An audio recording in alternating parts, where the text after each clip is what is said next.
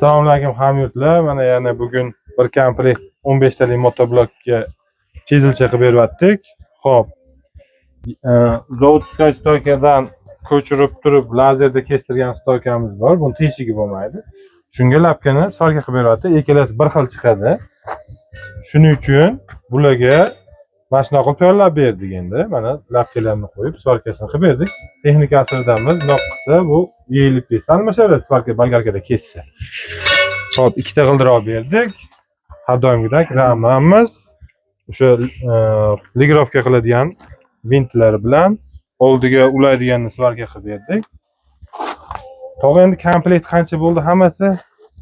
1.800.000 bo'ldi. 1.800.000. Tan joningiz sog' bo'lsin. Rahmat, tog'a. Mehnatingizga rozi bo'ling.